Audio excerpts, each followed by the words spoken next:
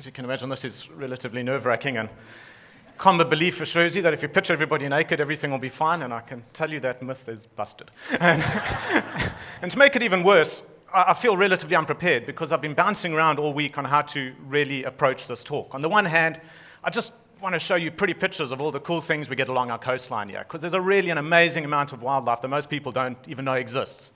But on the other hand, there's some really important things happening in the ocean. And as some of you may know, the oceans are in a pretty bad state. And I think a lot of this stems from our disconnect with the ocean. It's something that we look at, we can see the beach, but what lies underneath in those animals, we've got when you look at conservation on land and conservation in the ocean, they're very different things. So I want to try and do a bit of a combination of this today, show you some pretty things, but also get a bit of an important message across and hopefully change the way that we view our coastline and we view our oceans. And this particular issue for me has taken on a small sense of urgency. This is my 3-month-old daughter, Gaia. She's outside somewhere, I think. And my brutal reality is that before she reaches my age, on the current trajectory, global fish stocks would have totally collapsed, and the ocean will have more trash than fish, which I suppose is quite easy if you don't have any fish. But it's a very, very bleak reality that I've got to face. I'm looking forward to the day taking her snorkeling and showing her all these cool things that I love. And the reality is that it's not going to be there when she's older. And this is not just theory, this is science, this is fact. So we really need to change the way we look at our oceans. And before I continue, most people think if you want to explore the oceans and get below the waves, this is your minimum entry requirement. You've kind of got to transform yourself into some sort of Jacques Cousteau, and that's not true at all. Everything I'm going to show you today was in knee-deep water, maybe waist-deep water. I don't have fancy camera equipment. It's just a little waterproof point-and-shoot. And these things are very, very accessible. So a lot of what I'm going to talk about today, these things are accessible. They're things that, as the public, you can go down in a safe environment and see tomorrow. So this is our home. It also happens to be my church. But it's also the edge of one of the greatest wilderness areas on the planet. We don't see it as a wilderness area, but it is. We live on the edge of one of the wildest places. In terms of size and biodiversity, this makes Kruger Park look like a sandpit. It is a really important place, but we don't see it like that. Very few people actually view it as this incredibly big wild area. And it is also home to a fascinating amount of animals. And the area I'm talking about is just this thin little stretch along the side, just this little tidal zone. It's a narrow 200-meter strip of rocks. And what happens here is directly impacted by us. So for a lot of people, the knee-jerk reaction is, the sea's in a mess because of the Japanese trawlers and because of this and because of that. And I argue that this little tidal zone, this little strip, is impacted by us. When things disappear there and things go wrong there, we can't blame other people. It is purely in our control. And this little place is home to a fascinating variety of animals and creatures. And one of the first ones, if there's children in the audience, you might want to block their ears now, but what you're seeing here, and you might not realize that this is really quality ocean pornography.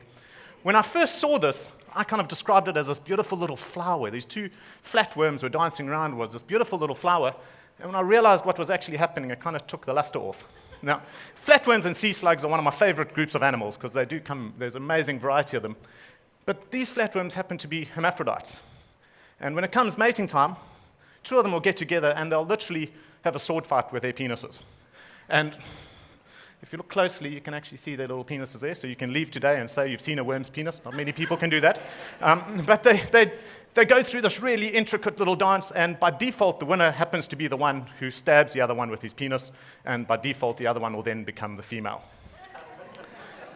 And then, if you continue along, you've got this another world of sea slugs, nudibranchs. And this is one of, John Lennon on one of his absolute worst acid trips could not comprehend the colors and the shapes and the variety that these things come in. And some of them have got the most amazing adaptations. There's a nudibranch that's solar powered, so he can eat algae and then take the chlorophyll out of that algae and use it to generate their own energy. So for us, this is a bit like eating a piece of lettuce and standing out in the sun and your belly fills up. They really are fascinating creatures. And what's really fascinating for me, and what really is one of those things that sets apart what we know about land and what we know about the ocean, is that we've seen about 150 different species in the tidal pools here. About 10-15% of them have never been recorded in South Africa before. About 5% of them are not known to science. About 60% of them we've only ever seen once. And my point is, we just know so little about what happens along this little coastline. If you look on land and you look at birds and butterflies and trees, we've got all the literature, we've got all the information, we've got all the population trends, but in the ocean, we've got very, very little. So something could actually go extinct under our noses, and we'd never even have known it existed. Biologists reckon 50, 60, 70% of marine life still needs to be classified. So we know so little about this little world, and it's disappearing in front of us. And then if you want to see really cool little things, this is one of my favorite little creatures because as a child, before I'd even got into the sea, I can remember seeing this pom-pom crab on a documentary. It was in the Great Barrier Reef or Palau or something. In the back of my mind, as a kid, I obviously loved him because he's got a face just like one of those little transformer robots. But in the back of my mind, this was something that's an exotic trip one day to go and see pom-pom crabs. So you can imagine what I'd done to my wetsuit when I saw this in one of our tidal pools. And he's such a cool little creature. What they do is they go around and he'll harvest 2 anemones.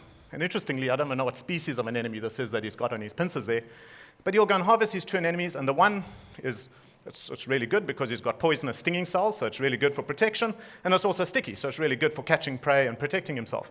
And he looks incredibly cool.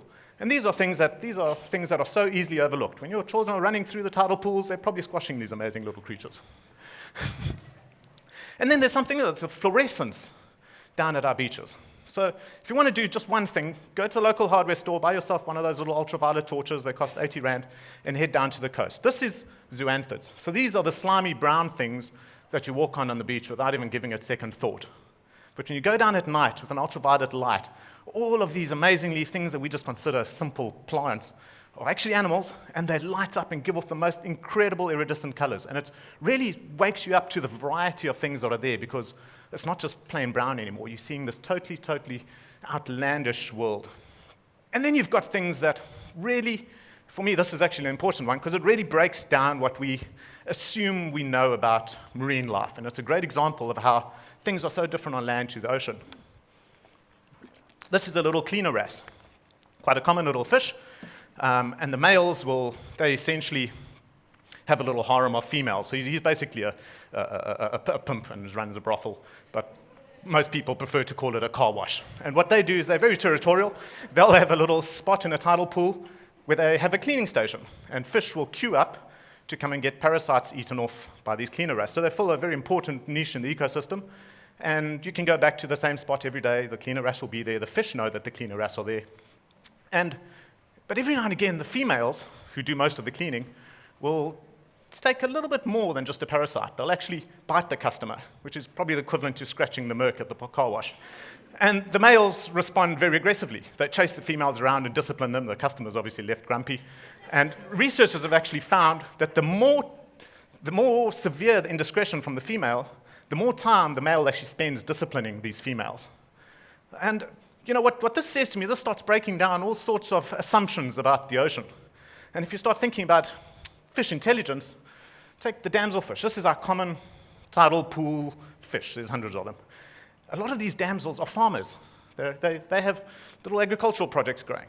They grow a particular species of algae, which is quite a weak species, so this algae probably wouldn't survive without the protection of the damselfish. But if you go snorkeling, you're probably going to get nipped by one of these guys. And it's not sore, but it's kind of disconcerting. But they're protecting their little patches of algae, vigorously. So even somebody who's 1,000 times their size, they're going to have a go at you. But this really starts asking the question about, so now we know that the mere fact that that cleaner wrasse doesn't get eaten by the other fish implies some sort of intelligence.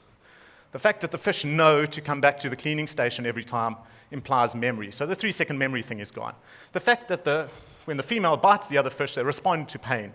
And there's a growing mountain of evidence that fish do experience discomfort and pain. What does this say about our moral compass? When something on land, we'd never put a hook through a hamster. And we'd certainly never take our children to the local park to shoot birds. But in the ocean, it's okay. And I don't really see any reason for this. And I can see all the fishermen in the audience are going to give me a good kicking in the parking lot. And I'm not against fishing. That's where I learned my love for nature. But I really think we live in a world where we need to start looking at these things differently and doing things a little bit differently and extending our circle of empathy to creatures that live in the ocean. This is a really fascinating creature because I took a photograph of it and it looked a little bit like a seahorse, and we couldn't find out what it was. And eventually we had somebody in Fiji who was an expert on pipefish identify it as an elegant pipefish. Now the other only known specimen or evidence of this creature is sitting in a museum in Florida. And this is another great example of something that could be quite common. It could be very, very rare. But we've just got no idea of what's actually there. And this thing was in knee-deep water, and there really are incredible little creatures out there. And then there's a whole range of more charismatic things. I think we've got about 8 species of eels. There's a whole range of butterfly fish, wrasse, and then things like this devil firefish. And this is one that, when I first got to Salt Rock, I used to see 5 or 6 on a snorkeling trip. We would be scared to go snorkeling at night because they tend to float around in mid-water at night, and you're worried you're going to get stung. I've never been stung. I don't know what they feel like, but I have seen a YouTube clip of a very burly Australian fellow crying like a little girl, so I assume they saw. But if you go snorkeling now, you'd be lucky to see one of these a month. And this is exclusively because of the marine aquarium trade. People take them for their fish tanks, where inevitably they've got about an 80% mortality rate. And again, this is just really odd, perfectly legal. But can you imagine if we were taking birds out of our green belts or out of our parks to put in an aviary in our lounge, the outcry? So you've got these things that are totally cool on land, and when you get to the ocean, it's not so cool. And I think one of the reasons for that is because you can't see below the water. So we disconnected from it. And another fantastic example of this is octopus. We see quite a lot of octopus along the coast, and these are really smart creatures. These will give any of your household pets a run for their money. They are, as an example of their intelligence, you can teach a monkey, put food in a jar, you can teach a monkey with 2 or 3 demonstrations to open the jar.